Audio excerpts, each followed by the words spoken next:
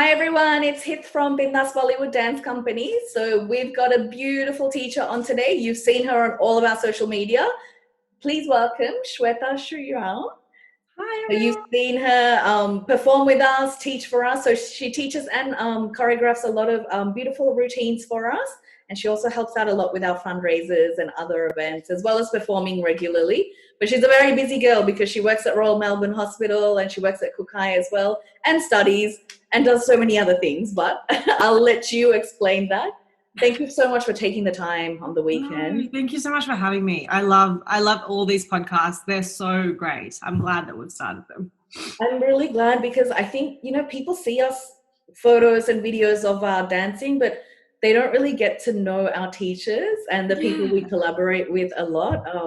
So it's totally. And I good. think it's great that you've been interviewing like various different teachers, like not just from Bindaas Bollywood specifically, but from different companies as well. I really have enjoyed that experience a lot. Like I think that it's really important to like get different opinions as well as the dance industry, as well as like the music and arts industry. I think it's extremely important. Yeah, no, I think definitely. And especially during quarantine hasn't lifted completely. So if you're watching this and we're out of quarantine completely, that's great. But we're recording this via Zoom because restrictions haven't lifted yet. And because of all the restrictions, so many artists, I think, have felt restricted emotionally, physically as well. So it's really great to like just connect with each other and share the knowledge, share the advice as well. And it's been great. I think it's good for inspiration for all of us.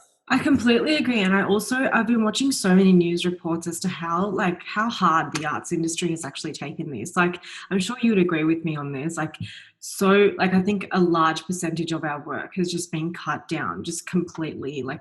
And Yeah. it's so difficult because we rely on like shows, like performances, various, events for our income, and not only income, just like our sense of fulfillment in life, right? And like, it's just been so difficult having that taken away from the arts industry because we have nothing to rely on at the moment, as in like to be able to express ourselves. That's it. Yeah. Mm. Thank God for online classes. So Yeah, I think online classes have been amazing. Yeah. yeah, it still doesn't have the 100% feeling that we get in the studio with the human interaction, but no, it's been good. It's been something that we can rely on just to keep ourselves sane as well, just so we feel balanced mentally and physically both. So Completely agree. fingers crossed this will get better and then we'll see how the new world is. Yeah, I mean, everything post COVID is going to be so different, I think. But I do believe that the arts industry is going to hit off with a boom because I think everyone low key misses musicians, dancers,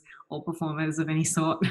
No, definitely. And you know what? While we're on the topic, like I think, like you mentioned it really nicely, and I'm so glad you brought it up because as artists, like sometimes we're so underappreciated as well for what we do, regardless of whether you're a dancer or an actor or someone who paints or sculpts or does music or photography and so many other genres within the arts umbrella.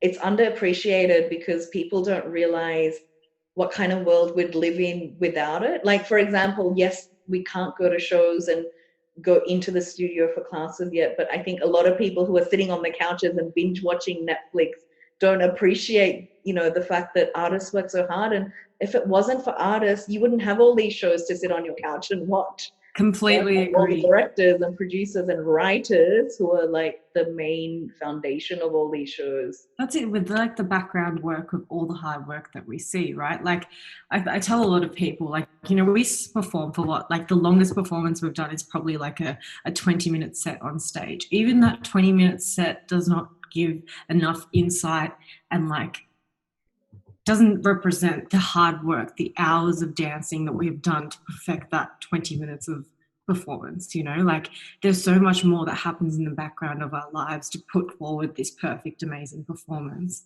And I think it's more than just an art form. It's like being able to express yourself in a way that other people, like, that society does not train us to express ourselves. Like, we're always trained to express ourselves academically, verbally, socially, but we've never had this emphasis on art and like emphasis through art. And that's why I appreciate dancing so much, because it's not just dancing itself, it's a form of expression. And this was actually like what I wrote about in one of my essays. Yeah. And it was about like what gives me happiness. And I spent so long trying to derive happiness from external measures.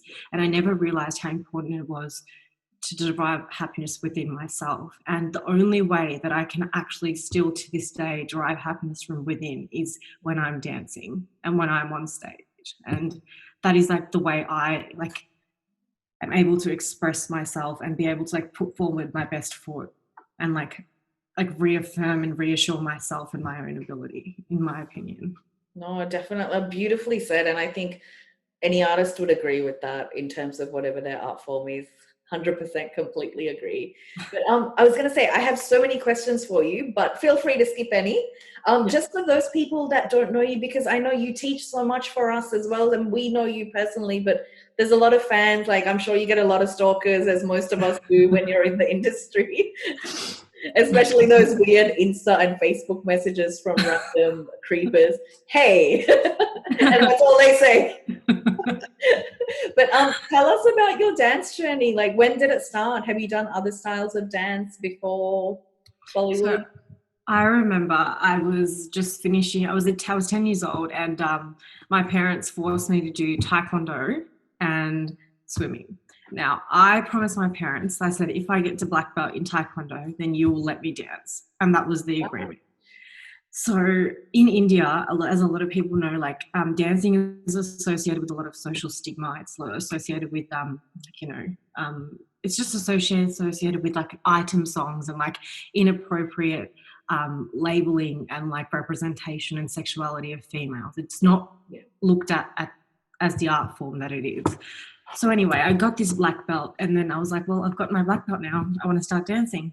So when I quit taekwondo, and then I used to take a tram to my first ever dance school, Progress Theatre, where I started learning jazz and hip hop, and I enjoyed it thoroughly. But it was it was a beginner's class, so that was amazing. And then when I started getting better at that, I'd gone into high school, and then in year 7, I started dancing at Ramina's Dance Academy, and that was full on, and I loved it so much. Like, I used to be there like at least 10 hours every week, and it would be every day after school, and I would do jazz, ballet, contemporary hip hop, and it would be so much fun.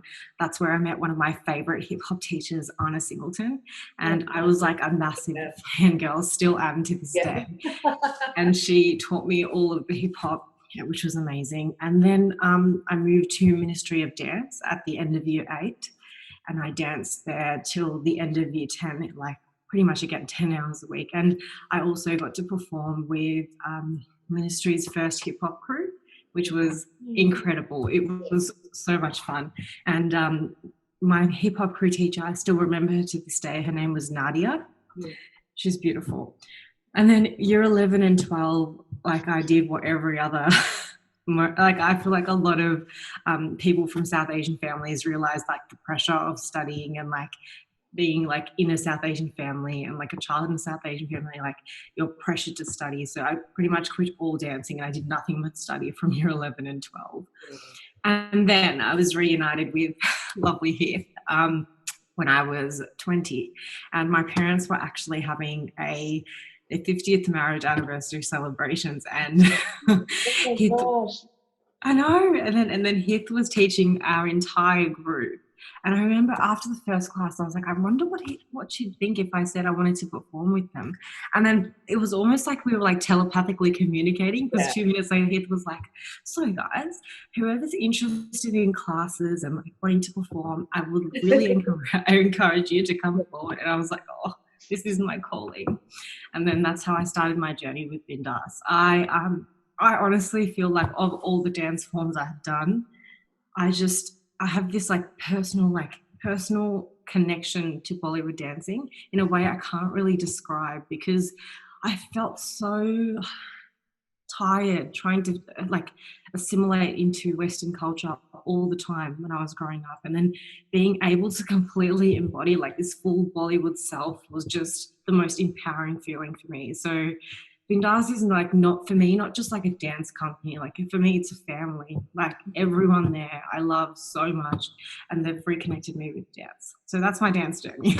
No, it's just beautiful to hear you talk about your whole journey, but especially I'm just so glad that we met. And like you said, for those of you listening, like we met because of Shweta's parents. So technically her mum was my friend before Shweta ever became my friend and teacher as well. So and I remember when you guys had that event, your parents, um it was just such a weird one of those really odd moments in life. I think it was during that time when I had an extremely hectic schedule, which is most of the time, but it was the most hectic time of the year. And your mum made a very last minute booking. And I remember thinking, no, I really don't want to take this. It's going to be too much for me. And I'm like, oh, you know what? I'll do it because it's such a big event for them. And I'll make the time and I'll rearrange some of my classes and get the other teachers to teach. And I'm so thankful that I did that. And when you guys all came in, there was like, what, 20, 25 of you? Of all different ages, and I was like, holy shit, there's so many people to teach. But it was great because everyone had so much fun and they were there for your parents and they made that event so special. And I was just so grateful to have met you through your mom as well. So I'm grateful too. And it's still an event that everyone talks about low key. yeah, I remember seeing videos and photos of it, and I'm so sorry I couldn't be there. I know your mom invited me, and I think also Anil, who helped out with the choreography as well. But yeah, no, I would have loved to be there, but maybe the next anniversary and birthday, we'll see.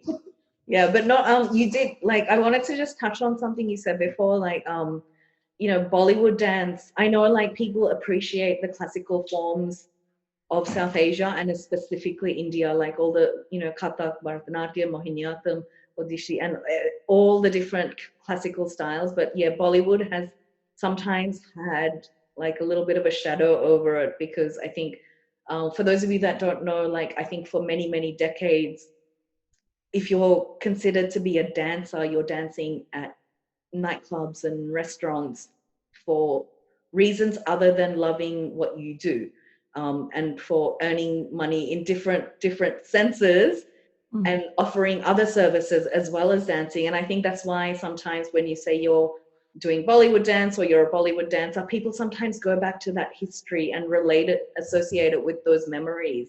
I was actually reading about like the history of Bollywood dancing as well and how it came about as an art form. And like I think a lot of Bollywood dancing is associated with these item numbers, which are like which have like one singular female who is sexualized by the Indian film industry, and there's like a large group of like rowdy, boisterous men dancing around them. And I think like when people think of Bollywood dancing, especially like amongst like South Asian cultures, they believe that that's what it's associated with, when it's like not at all related to that.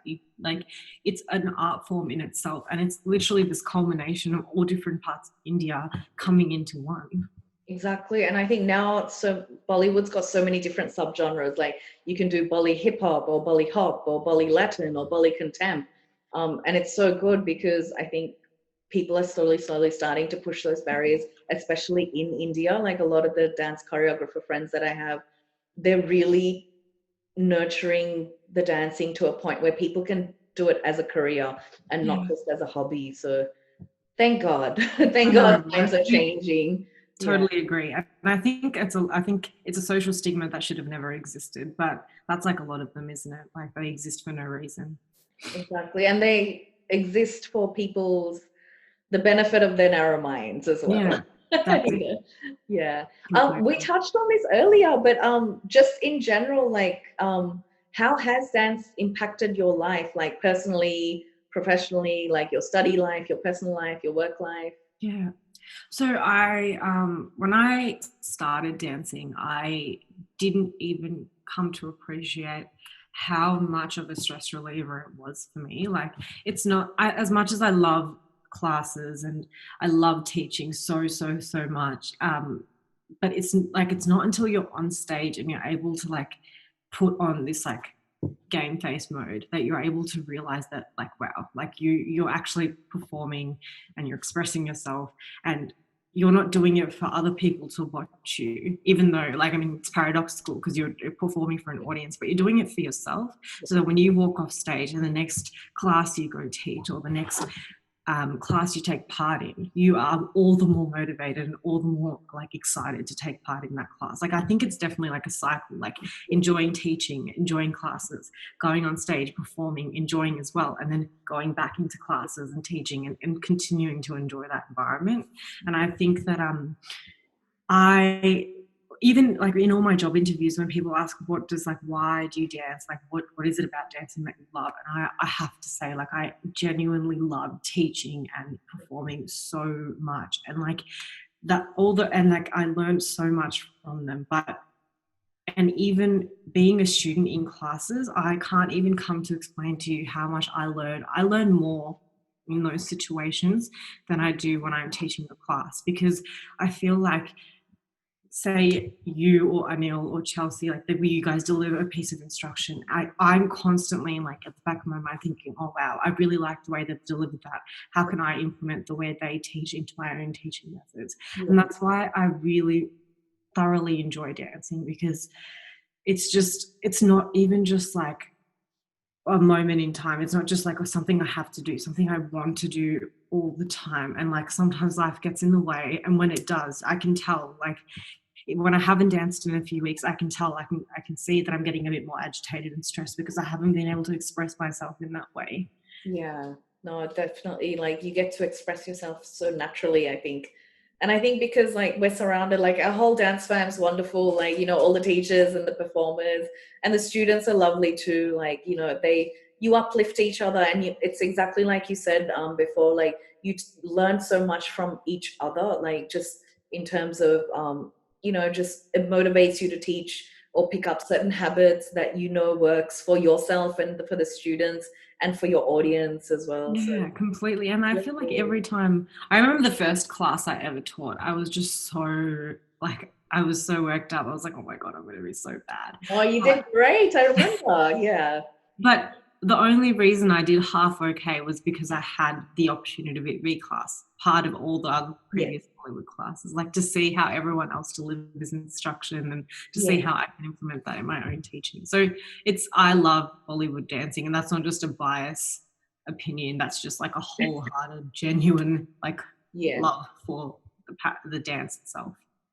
No, I'm glad. I'm really glad. And it's just, we love learning from you as well. And I think that kind of takes us on to the next question. So this next question is from Chloe Payne. She's one of our beautiful performers.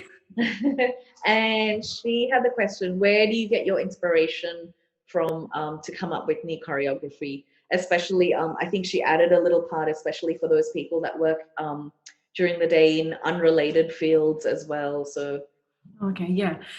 Great question. So pretty much like if I find a song that I really enjoy, I will listen to it first, usually on Spotify.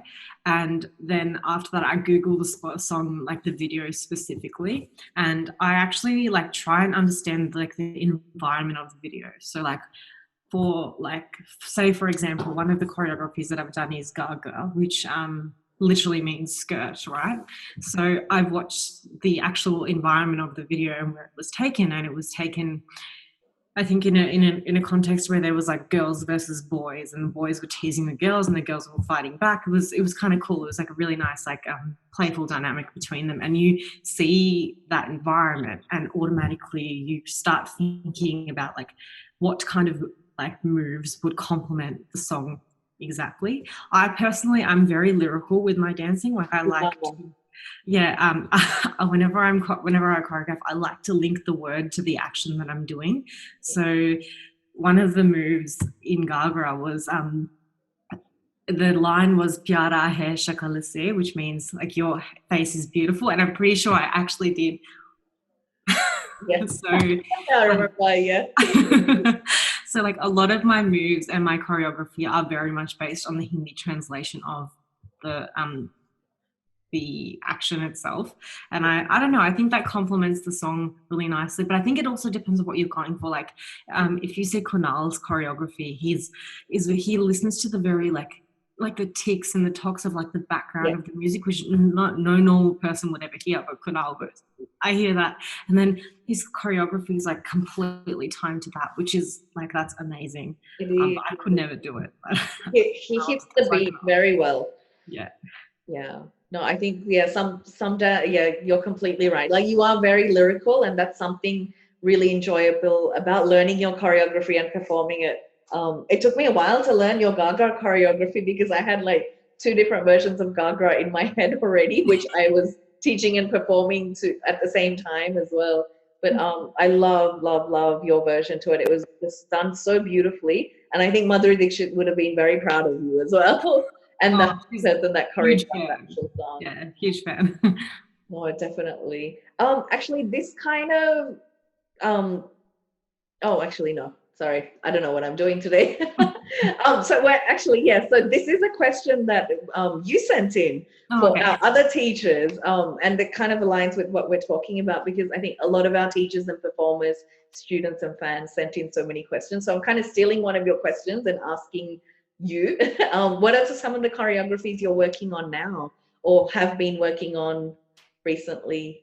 Yeah, of course. So I've been working on so many. Okay, so there's been one which I recently taught, which was Mungra. Yeah. And that was the remake of a song that came out in, I think it was the 90s. No, way earlier. It was Oh like, no, I think 60s oh, or 60, 70s. It was quite much earlier. maybe, yeah.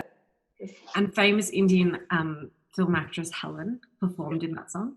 And when it was remade, like obviously the song was very modern, but like it reminded me of Helen entirely. So I choreographed that, and that was really cool because I haven't done like a remake of a song before, so that was cool.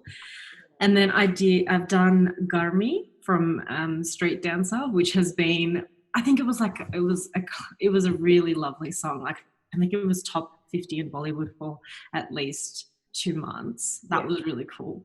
And then I've done like an oldie but a goodie. So this actually like is a very it's funny that I've chosen this song because I remember I was really into ghost stories when I was younger, and Ah, one of the first movies that I watched was Bulbulaya, which is about a haunted house in India, and I chose the song from that. I think Amijay Tumar, and I've been choreographing that song as well. I'm almost done with that, and one more. Oh yeah, so from Chennai Express, the song Tu Kanyakumari. okay, yeah. Yeah, Yeah. so again, very playful song. That song is like finished, but it's a little bit like on the easier side. I loved it. I love all of my choreographies, but I'm really nervous to teach the Bulbulaya one because Vidya Balan in the video has just done it so well. I just don't think. And it's a very classically based song as well. But then I mean I've seen so many variations of it. I've seen people do hip hop to it and other fusions and contemp and yeah, it's amazing what you can do with art. Of course, I know it's so you can do it so different. I was actually thinking Kunal would have done like a really cool hip hop version I to it. think so. Yeah, definitely. Because it's got the different elements of the different instruments. So yeah, Yeah. he would have done well with those micro beats. Yeah, I like Garmi, but it's like it's on the raunchier side. So I'm nervous to teach. No, but it's such a great song. It's very catchy as well. Yeah, I think so many people love it. Not just because of the actual dancing in the original video clip, but just the whole music composition of it as well. It's very, very catchy. And I think Bollywood's just non-stop hitting out remakes. yeah, But when you get a song that's not a remake, it's just great. Like it's original in itself. So I think it makes a different kind of impact as well. completely agree. And I think when I compare my choreography now to what I started off doing, I was like, oh, like I can't like it's a relief that I've come like transformed them a little bit, and it looks like a little bit better than what it used to. Because when you first do your first choreography, you're like, you look back and you're like, oh, I wouldn't do that now. But No, it's I good to loved be. your previous choreographies. I think one of your very first ones was it the breakup song? Yeah, breakup Yeah, song. I Yeah. really loved that because it was so hip hop based, but it had the touch of Bollywood, typical Bollywood steps as well. It was really nice. And again, that was one I struggled with because I think I'm one of those people that I was never technically trained up until, much later in my dance career. So sometimes I learn a little bit slower. Yeah. Yeah. No, and to be honest, I do too. Like, even when I learn a choreography, even if I do it well in the class, like unless I go home and I practice at least 20 times, I will not get it, because I don't know, for me, things stick instantly, but after a while, Yeah. I forget them so easily. Like Yeah. I forget steps so easily. That's why I need to like make sure I spend extra time in like rehearsing and realizing. Yeah.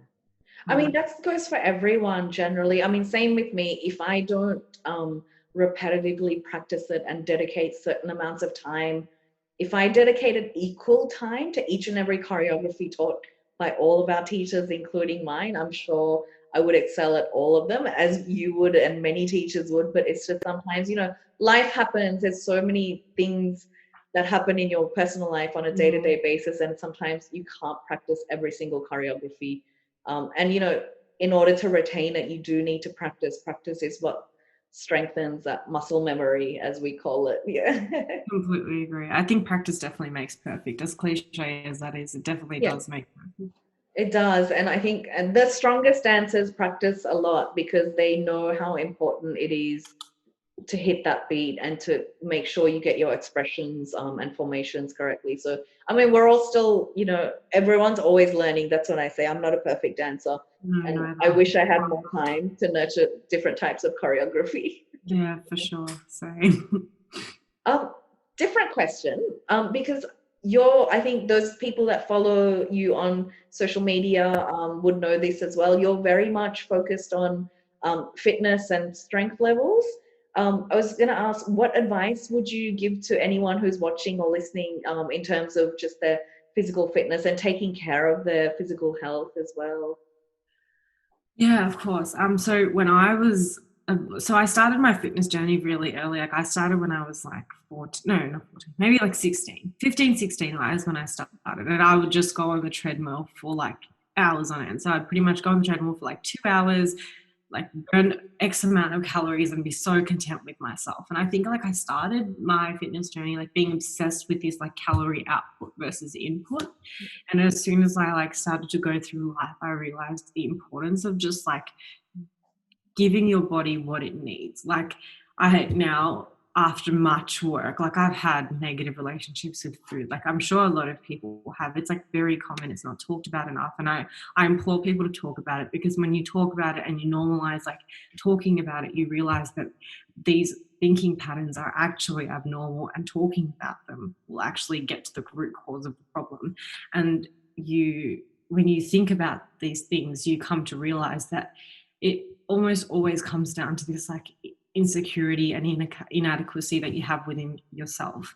So when I identified that, I call myself being very obsessive about like calories, and when I stopped that at its when it started. So I pretty much started adopting like an 80-20 rule, whereby I could eat like 80% of the time, and 20% of the time I could eat unhealthy or whatever I felt like eating. This prevented me from like eating to excess, or like eating like under eating just to like satisfy my own conscience sort of thing. And in terms of exercise, it's come to the point where like I have to exercise every day, not necessarily because I like feel like something's going to happen if I don't, but just because it gives me like this. If it's sometimes it's like just a 15-minute workout, like out of my day, just like devoted to fitness. I just like to be able to move my body and like just strengthen different parts of my body, because ultimately it's not really like the aesthetic that matters to me at the moment as much anymore. In the past it has so much, and it's really affected my self-esteem. But the more I transition towards like working towards like health and longevity of my body and my muscles and my bones, and the overall health and physiology, it's so much more important than your aesthetic. So the minute I shifted my mindset towards that, exercise became something that I enjoyed, something that I wanted to do more often, because I know that when I'm 40 or when I'm 50, I want to be able to have like a strong back and like a strong muscular support system that I can rely on. So I think like in terms of advice for other people, when you're approaching exercise, try to like not associate it with this like negative connotation of like I have to exercise, I have to lose calories, I have to burn fat. Like these terms almost always leave you in this repetitive toxic cycle of weight loss, and like that's not what exercise is about. Like I was watching this video on Instagram of Lizzo, one of the influential artists. She's African American and she's a beautiful lady. And one of her videos was an exercise video, and she was commentating her exercise video, and she was saying that I do exercise. I don't have society's version of a good body, but that does not indicate that I don't exercise. That doesn't mean I don't care about my health. It just means I exercise for myself. And I do believe like you need to dissociate any kind of like false or like any kind of negative like reasons to exercise. And the minute you dissociate those reasons from exercise itself, it becomes more enjoyable and you'll start working towards strength fitness. By the way, if anyone needs any help with fitness or like anything to do with strength building, please do not hesitate to contact me on Instagram. Like I will always help you. I've written out like meal plans and like exercise plans for a lot of my friends. They're very basic, they're not great, but like it's a good starting point. So if you need anything, please holla. No, I second that. Please make sure you do. And this isn't an invitation to stalkers who just think Shweta's hot. If you actually need, we all think she's hot, we know she's hot, but people that actually are wanting to focus on their health and fitness. So, and you said everything so beautifully. I completely agree. You know, sometimes when you've had that, or if you have unhealthy relationships with food, it is important to talk about it. We had some questions sent in for our podcast as well, and I've made sure to answer them as well when I recorded my one. So I'm really, really glad that you spoke about this. And also for those of you that do follow our Instagram, Shweta's done quite a few workout videos for us as well, things that you can do at home. So if you can't access a gym for any reason, whether it's because of quarantine or any financial issues, and sometimes it's just difficult to go to the gym if you feel like people are constantly watching you, you can always access Shweta's videos. So just keep scrolling, they're on there. And they're very useful and they're very simple to follow. Like you've articulated it very well and put in all the safety measures and alternative options as well. So no, it's really good. And I'll definitely be, I mean, I always ask you for fitness advice as well, because I know you're very well informed on it because of all the training that you've done. You're not just talking shit because, you know, you have to. So she is very well informed, and I'll definitely be hitting you up on that because I think during quarantine, everyone's kind of routines have been thrown all over the place. Yeah. You know, I've been exercising every day, but then not as much as I usually do.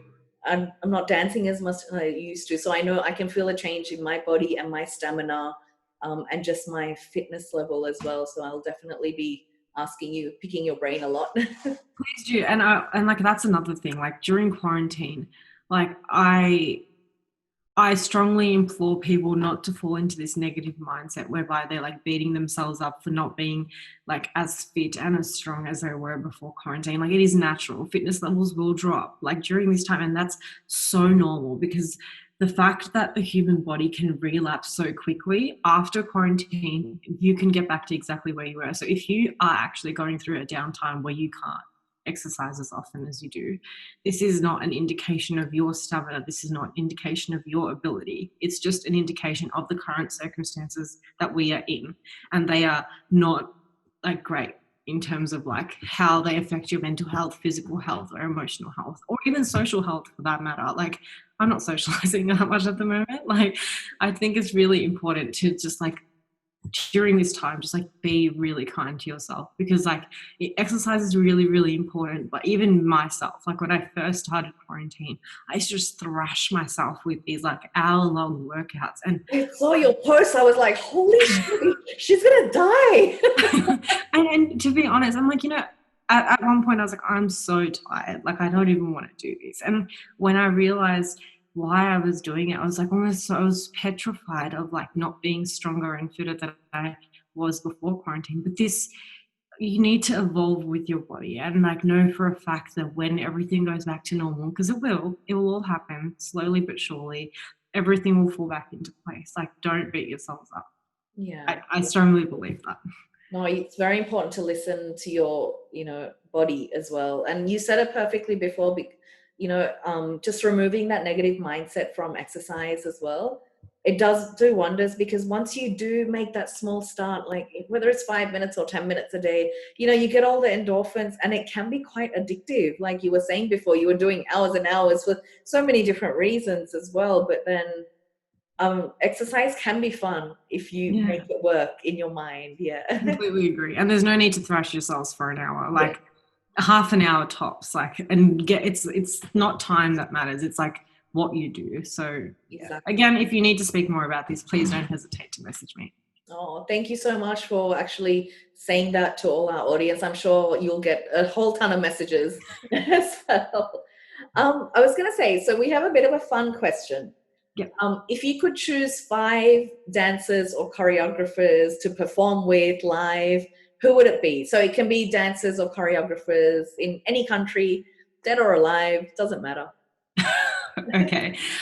Probably Madhuri Dixit, because I'm a huge fan. Like she is, I don't know how someone falls into the Bollywood film industry and is also a very gifted dancer. But anyway, she manages. She's so good.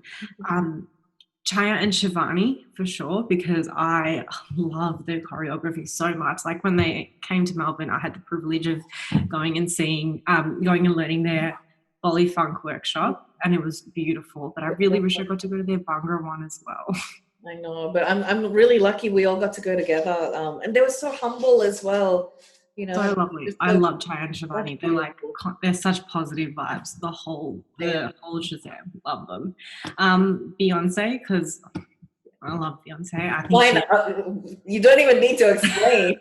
Just Beyonce. She doesn't even have to do anything, and she's so awesome. And I do believe that she's another very gifted dancer. She's gifted with a voice, but she's got a presence on stage, which I really, really appreciate.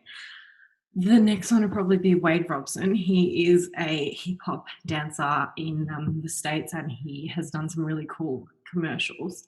And I really love the way, because like all the commercials that he's choreographed are like short snippets of dancing. And they're very awesome. Yeah. And he's also choreographed some really awesome hip hop routines for So You Think You Can Dance when it first started, and love him. So cool. I love his routine. And last but not least, Jojo Gomez. If you guys have like looked up any like really popular pop song like Buttons by the Pussycat Dolls, or I don't know, Talk Dirty by Jason Derulo. Like she's one of the first videos that comes up, and she often teaches at Universal Studios in LA, and she's the first person to come up with, I think she's one of the first people, I'm not going to say first because that could go wrong, but one of the first people to start introducing heels into hip hop routines. Nice, yeah. I just once want to go and perform in a class, or like be able to perform with her. She's awesome. No, they're all brilliant dancers. Like, I mean, there's so many dancers, so many brilliantly talented people. Like, I wish we could have access to everything. I know. Yeah. Wish I could teleport myself to each dancer once in a while. But I mean, one of the good things with quarantine is a lot of international dancers are using the Zoom or Google, everything to just run their classes. So it's really great. But I keep hoping to be able to do some of these classes, but just because of the international time zone, sometimes it's like I'll have to literally do a class at 3 a.m. Melbourne time in order to make sure it's exactly aligned with Russia or Thailand. Of course, it's the time zones are hard, but I would love to be part of their class. Yeah, no, 100%. Yeah. Another fun question. So this one's from Emily Campbell, another one of our beautiful performers. Describe your perfect holiday. My perfect holiday would probably have to be in Europe again, because I really loved my European holiday. I went with my best friend Lana. I had a great time. My perfect holiday would involve waking up at an hour of my choice, then going to eat a really lavish buffet breakfast, going to spend like 3 hours immersed in history and just discovering every nook and cranny of a particular place, like Italy or Rome or Greece. And then like like at night, maybe go out for a nice dinner and then go to sleep really early. Like anyone who knows me really personally, like I can't do late nights. It's not my thing. And whenever I say I talk about doing a late night, it never happens because I'm just so ready for bed by the time it's 11. So that's what would be my perfect holiday: being able to sleep as much as I want, then being able to like just go and have like a historical adventure, learn about like everything related to the history of that place, and then immerse myself in beautiful food for dinner and then go to sleep at a very reasonable hour. No, it sounds amazing, and hopefully you can go back to Europe very soon once all this is over.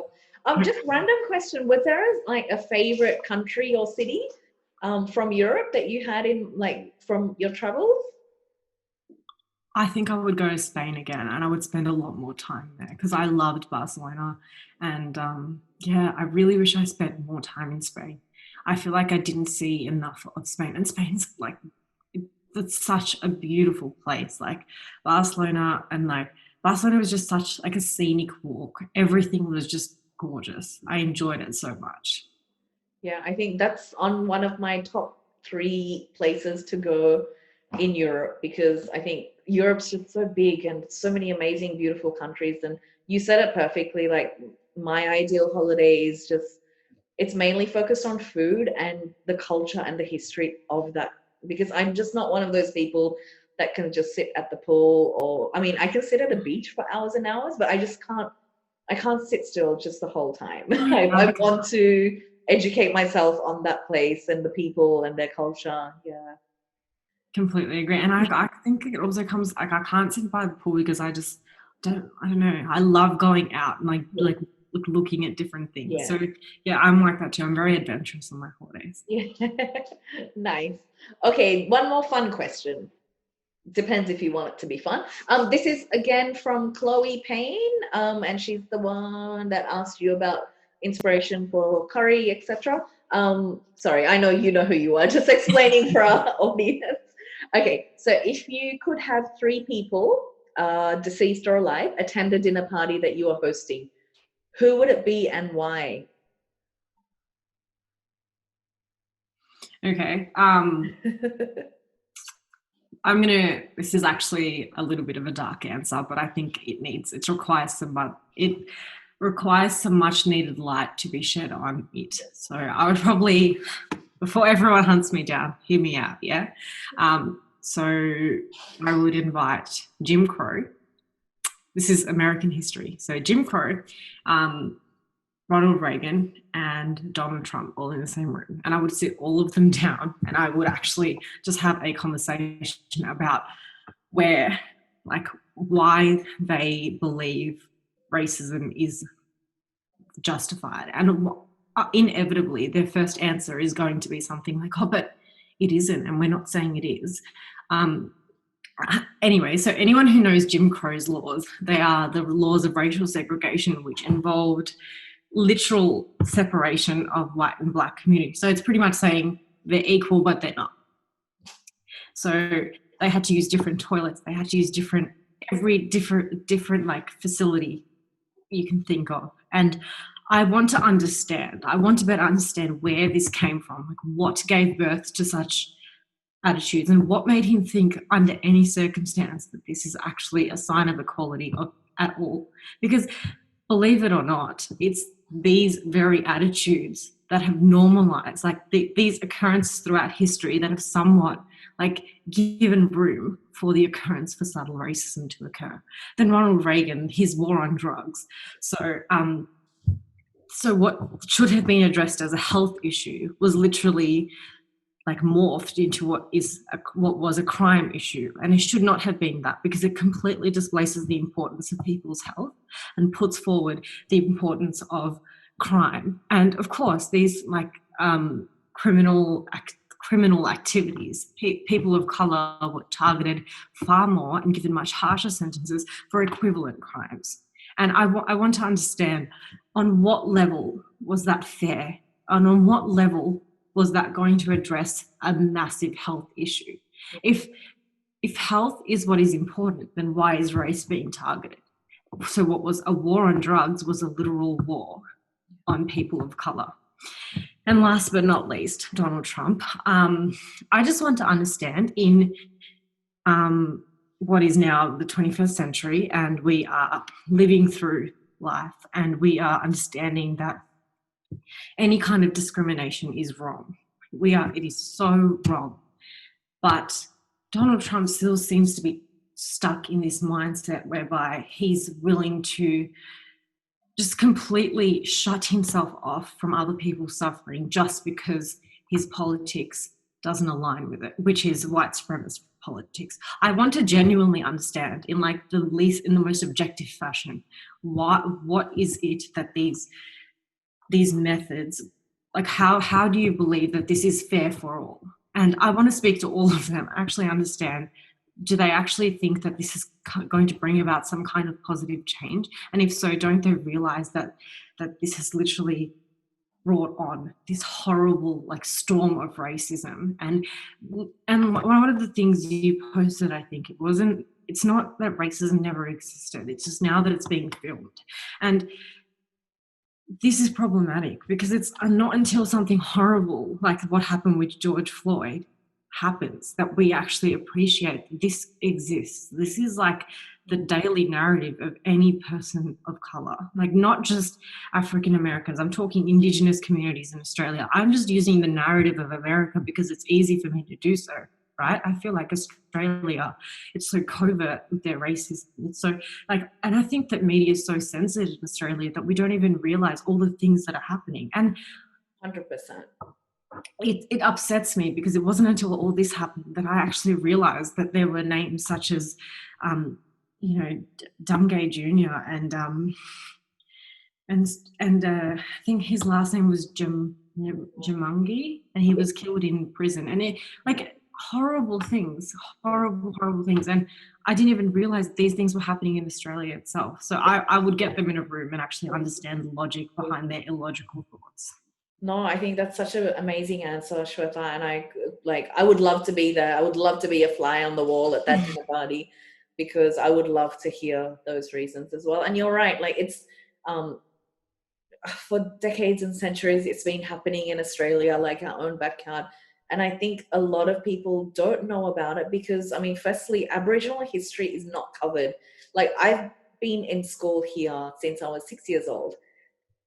Like literally there's like one or two paragraphs in each fucking history book, and it's so disgusting because I think unless you're actually associated with the Indigenous community here, and I'm very thankful that I have a lot of Aboriginal friends, and I'm able to exchange those stories, and also because we collaborate with Indigenous dancers as well, so you get to hear the stories, you get to hear the histories, and then everything falls into place. Like there's been so much despicable behavior in terms of how the Aboriginal community was treated, not just what's public knowledge, but there's so many little things. And to this day, even things like healthcare, the accessibility of healthcare in the Northern Territory, like certain places, and it's so wrong. It's can't even, it's really frustrating because I think what happened with George Floyd was absolutely heinous and horrific, but it's really made people, do their research and really kind of educate themselves in terms of the roots of racism, whichever country that they're living in, especially like coming from a South Asian background, like you'll probably relate. And I've seen you post about this as well, like colorism, where in the countries that our heritage is like, for example, like India, and I know that I'm Sri Lankan, like the number one thing that sells the most is Fair and Lovely. Like it's almost like people look down upon you, and there's so many things. Even Bollywood movies itself, like Bollywood, Hollywood, Tollywood, like the actress and the lead dancer is always of a much more fairer skin tone than someone who's supposedly a villain is always got much darker skin. And it's so fucked up. I can't even, like, it's really frustrating because it's just such a vicious cycle. Completely agree. And being a South Asian woman who does have brown skin, I have had so many like politically incorrect statements being thrown around towards me and a lot of my cousins when I've been in India from women themselves. Like, what I don't, this is the thing, we perpetuate this cycle whereby we're constantly emphasizing white beauty and this notion of white perfection, and we completely diminish people of color entirely. Like, I felt so for so long that I thought I was just the wrong skin tone. I did not understand. But it's not until I grew up and I like educated myself about these like little intricacies that play such a massive role in creating like social attitude that I realized that this is not just white beauty. This is not just as simple as people make it out to be. This is like the history of colonialism, how we have literally been under British rule, and we feel like that's why white beauty is like superior. But really, every single human being, regardless of their skin color, is a human being. And everyone has individual life experiences. And the color of their skin should not be what determines the experience that they have. And I strongly believe that. 100%, 100%. I really, really completely agree. And I think, you know, the world's on fire in terms of the whole racial issue at the moment. But I think we posted something, well, we shared it on our Insta story, and it was basically like a photo of Lisa Simpson with a megaphone saying, last week wasn't just Black Lives Matter Spirit Week, and the conversation needs to keep happening. It wasn't just a phase or a 1 week program or mindset that that you had to commit to and pass it on, etc., and tag as many people. It's something that everyone needs to contribute. And, you know, like, it's very easy if you don't understand racism, do your research. There's so many things, you know, so many resources that you can learn from. And a lot of people are sharing, especially for those of you that are watching, if you're not familiar with the correct Australian history, get yourselves educated. And if you don't know how to, you can always do some research on, you know, if you don't even have time to do research, contact us. We'll send you a lot of links from all of our Aboriginal friends as well. Yeah. And like, so many people have said to me, I'm so scared to say the wrong thing. Yeah. You don't need to post on your social media page. All I'm saying is that don't be scared to educate yourself on it, because internal knowledge, that knowledge that you passively engage with, is going to be a lot more fruitful to you than like just being a bystander in this debate, because this is not the time to be a bystander. This is the time to talk to your friends, talk to your peers, talk to your families, educate them that skin color does not determine determines one's worth, or does not determine one's criminality. It does not determine one's superiority. We're all human beings, and skin color should not take a part in your identity. That's my opinion. Yeah, beautifully said. Beautifully said. I was going to say we've actually run out of time. Yeah. But there's one last thing, just to lighten the mood as well. And I think maybe you've answered one of these questions, but it doesn't matter. So it's basically just multiple choice. I'm going to shoot a question at you, and you've got 3 options. And they're kind of silly as well, but that way we kind of get to see what you would choose in these circumstances. Okay, once quarantine lifts completely, you have the choice to travel to these following countries. So you have to pick one. A, New Zealand, B, Spain, C, Japan. Japan. Okay. I was going to say, you might say Spain because you spoke about that before. No, I did speak about that, but I've just wanted to go to Japan for so long. Yeah. Definitely Japan. No, fair enough. I would love to go there as well. I think the culture is so beautiful, and just the food as well. Yeah. Okay, next question. If you were selected for like your dream video shoot or like a dream modeling shoot, and you were specifically told that you need to change your hair color in order to do this, and they've given you the following 3 colors and you have to choose, otherwise you can't do the shoot. Okay. So A, blue, B, purple, or C, orange. And we're talking fluoro blue, fluoro purple, fluoro orange. Like the train. Fluoro purple, I think, because I think that looks super edgy on a lot of girls. So yeah. Yeah. No, I can see you with that because you have like a perfectly structured face as well. So I think any of those colors would go. Okay. Next one. So if you had to go to a deserted island, deserted meaning your friends and family are already there, okay? And Probably. food is already there, so we're not going to worry about that. Friends, Yeah. family, food are already there, but you are going to this deserted island. And which of the following would you take with you? A journal, B, a stethoscope, or C, a speaker? Speaker. I need music. I feel like music is so important for me. So no, fair enough. Okay, very last one. It's your last meal on Earth, so you've got these three choices, and you can only pick one. A, pizza, B, paella, or paella, or C, mum's cooking. Mum's cooking. I'm a diehard fan. No. I've had your mum's cooking and it is amazing. I love like inviting myself over to your parents' house. It's so good. Yeah, mum's cooking any day. Like if I don't feel like food, if my mum gives me food, I'll still eat. Yeah, definitely. Your mum's just an amazing cook, and I think it's very difficult to sometimes cook Indian food, and especially curries, rotis, naans, in a very healthy way that tastes amazing as well, and it's not dripping of ghee or butter or too much spices. But your mum has that perfect combination of, yes, there's so many spices, you can taste each and every one, but it doesn't give you indigestion, doesn't give you any heartburn. Plus, it's not oily, and it's very light. So I completely agree. hats off My to your mum's mum. cooking is amazing. Yeah, she's great. Jeez. We've actually run out of time, but thank you so much for taking the time out of your weekend. I know like everyone's been looking forward to your podcast, and it's been really lovely just picking your brain as well. No, I've enjoyed it so much. Thank you. No worries. Take care. We will see you very soon once quarantine's lifted a little bit. Bye. Bye.